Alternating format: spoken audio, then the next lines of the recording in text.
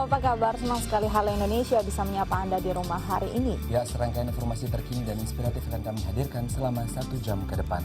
Antara lain, rencana pembongkaran JPO Tamrin Sudirman.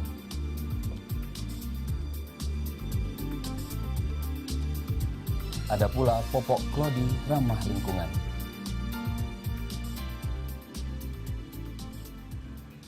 Ya, selain itu hari ini Halo Indonesia akan membahas tentang upaya menekan angka kekerasan terhadap anak bersama komunitas pelindung anak. Selengkapnya dalam segmen Bincang.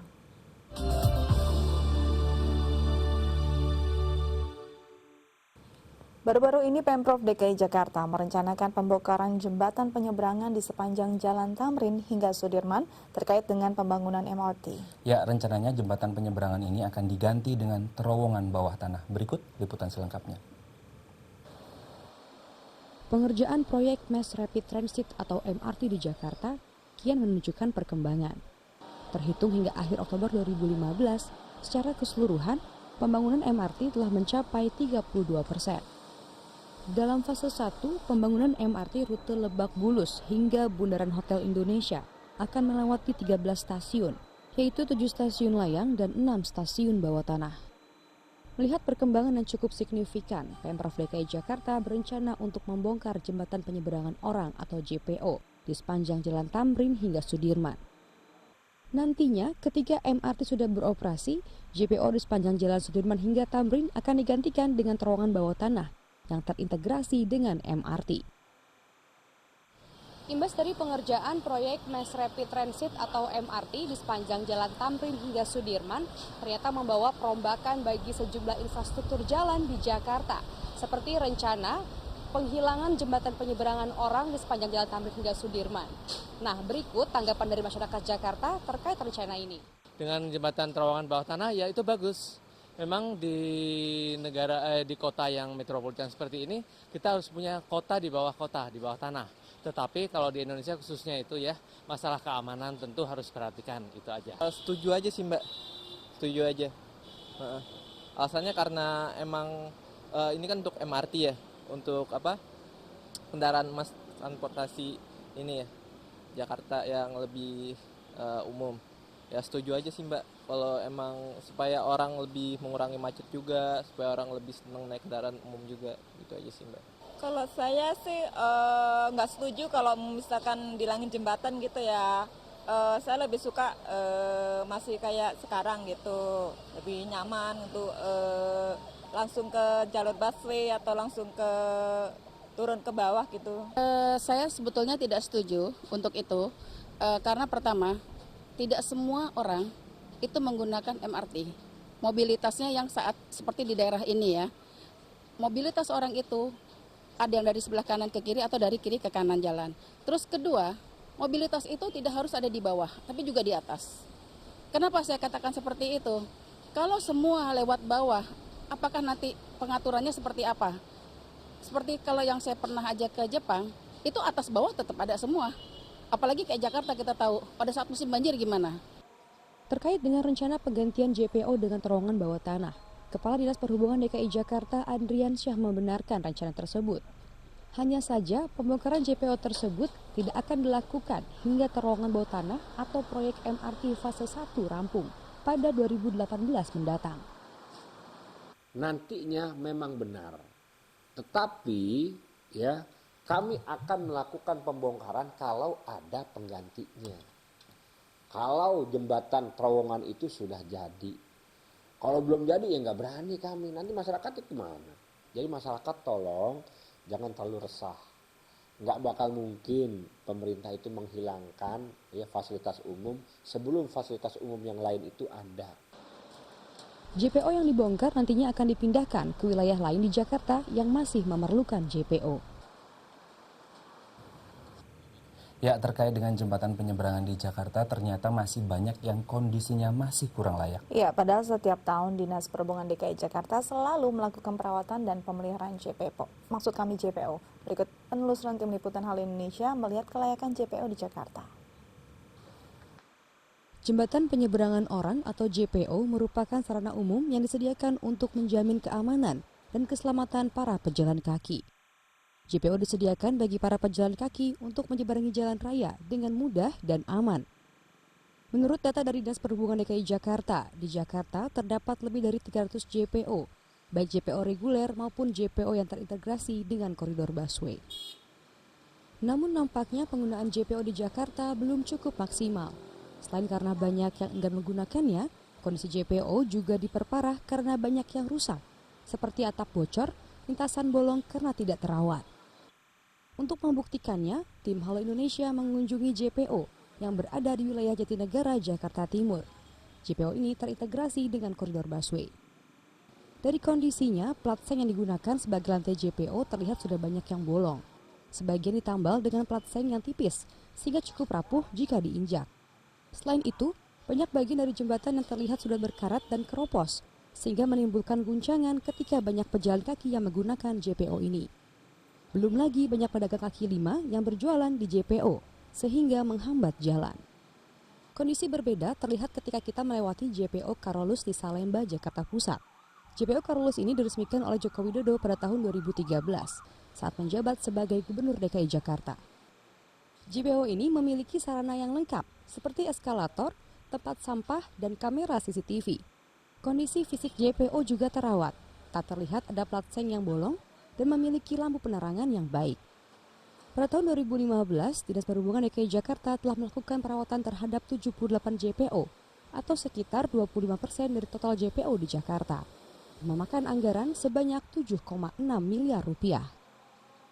Ya, kita tetap berkoordinasi, ya, apalagi kemarin kita sudah melakukan rapim bahwa JPO-JPO yang ada di Jakarta semuanya harus diperbaiki dan kita sudah melakukan itu, menganggarkan seperti itu.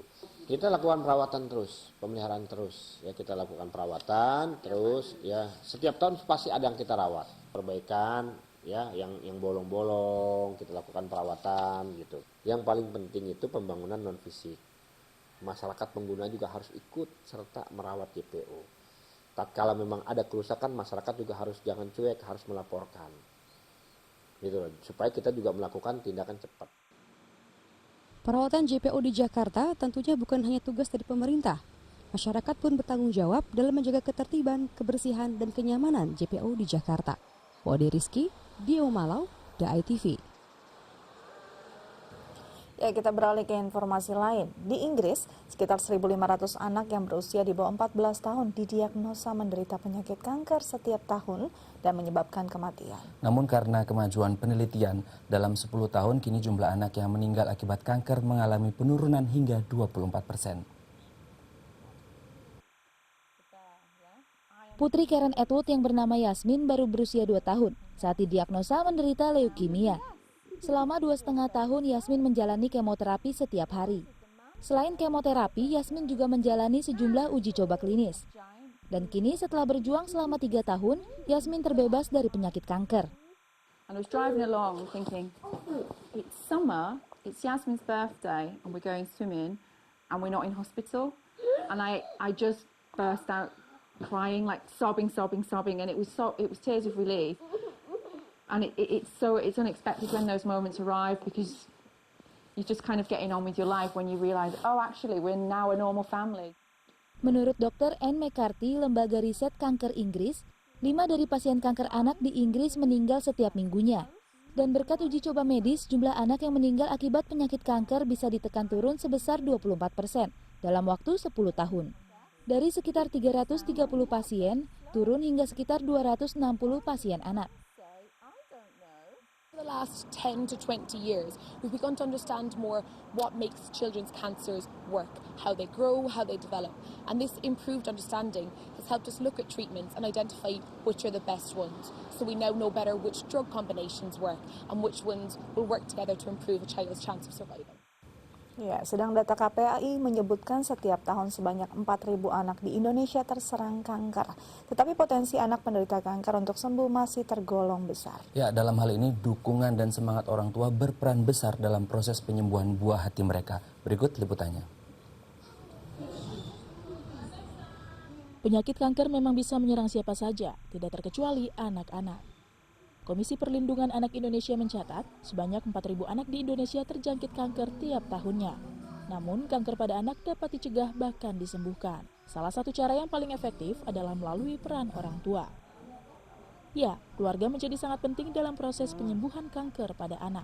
Seperti yang dialami oleh Lydia Afrilianti. Anaknya yang bernama Raffi terkena limfoma Hodgkin atau kanker kelenjar getah bening sejak usianya masih 3 tahun.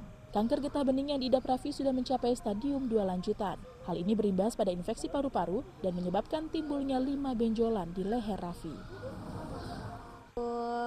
Yakin bahwa mukjizat itu pasti ada, nyata, selalu kasih semangat buat si anak, tapi jangan menganggap anak itu kena kanker gitu. Jadi anggap seperti anak-anak biasa, anak-anak sehat yang lain, sehingga mental si anak nggak ngedrop gitu. Dengan pola hidup sehat yang diterapkan serta sentuhan semangat dari sang ibu, Raffi dapat bertahan menghadapi kanker getah beningnya. Untuk kesembuhannya, Raffi menjalani 80 kali kemoterapi. Dan guna meningkatkan kepercayaan diri Raffi, kedua orang tuanya mendaftarkan Raffi ke salah satu ajang pencarian bakat di televisi. Hingga pada tahun 2013, ia menjadi juara dari ajang pencarian bakat tersebut. Kalau dari kami, orang tuanya Raffi sih, kita membebaskan dia untuk berkarya, untuk menjalankan hobinya, asalkan dia happy. Kalau dia tidak dengan terpaksa, saya sudah bilang ke dia juga nggak usah melakukan hal yang dia tidak suka. Jadi kalau dia suka ya boleh dilakukan, kalau tidak ya enggak. Kita tidak pernah memaksakan untuk dia melakukan hal yang lain-lain gitu. Berkat kekuatan peran orang tua, Raffi mampu melawan kanker yang bersarang di tubuhnya. Ia pun bercita-cita untuk membagikan semangat hidupnya kepada anak-anak dengan kanker lainnya. Salah satunya dengan nyanyian. Saat ini, Raffi sudah memiliki 3 single lagu yang bercerita tentang semangat hidupnya. Bagi kesembuhannya harus tetap sehat, tetap semangat seperti Raffi. Menurut Pinta Manulang sebagai pendiri Yayasan Peduli Kanker Anak Yayasan Anyo, peran orang tua atau keluarga inti yang selalu memberikan semangat kepada anak dengan kanker sangat penting bagi kepercayaan diri dan kesembuhan sang anak. Sesedih-sedihnya orang tua, mereka harus memang dibekali ketegaran yang lebih, ya, supaya anak tidak melihat kesedihan orang tuanya. Karena kalau anak melihat kesedihan orang tuanya, semangatnya itu bisa luntur. Jadi orang tua mempunyai peranan yang sangat penting supaya anak ini cepat diobati. Karena ingat, kanker nggak bisa menunggu, harus segera diterapi. Peran orang tua dalam penyembuhan kanker pada anak sangatlah penting. Komunikasi yang intensif antara ayah ibu dengan sang buah hatinya dapat menumbuhkan rasa optimis untuk sembuh dari dalam diri anak. Tim Liputan, DAI TV. Selanjutnya kita akan membahas tentang upaya menekan angka kekerasan terhadap anak bersama komunitas pelindung anak. Namun setelah jeda berikut tetap bersama kami di Halo Indonesia.